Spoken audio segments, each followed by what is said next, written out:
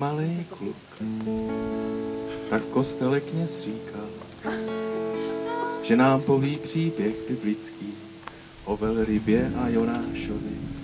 Ten Jonáš to byl prorok, ale jinak získal slávu ve velké velrybě, totiž málem přišel o hlavu.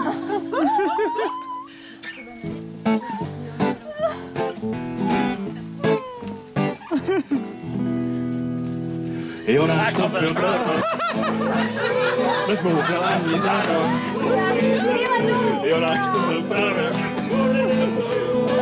došlo mu to v cítění a milost ode mne k vám a naopak. Tak to chce Bůh a tak to řek a tak to tady je. Jonáš to byl prorok, nezmouřil ani za rok. Jonáš to byl prorok a nedošlo mu to. Ten Jonáš šel na moře a potom tam za hrozné bouře skončil ve velký podvoře, ale zachránil si krk.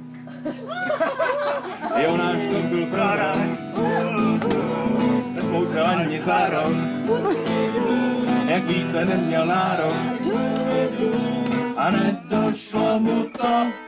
Hej! Myslíte, že se poučil z toho, jak s ním život zatočil, i když druhou šanci Bůh mu zaručil, tak se šprajc ani nemrk.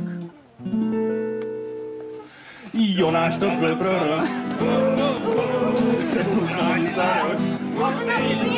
Jak víte, neměl nárok a to nedošlo mu to. Tak chudinko, Jonáši, už víš, co samota vovnáší a nikdo ti nepřináší ani zlomený brk. Husí. Jonáš to byl prorok, nezmouřil ani za rok. Jak víte, měl nárok a nedošlo mu to. Ty, co bych si vzal 2 ty?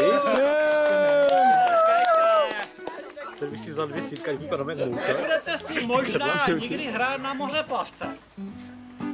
Tak se nejspíš neocitnete ve břiše mořského srdce. Ale stejně jako Jonáš se můžete pokusit.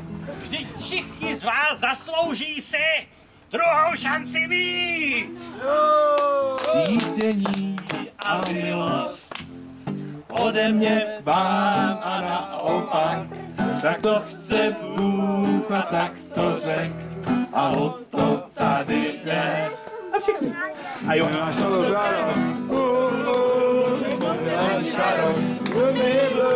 A Jonáš to byl prorok, a Jonáš to byl prorok, a Jonáš to byl prorok.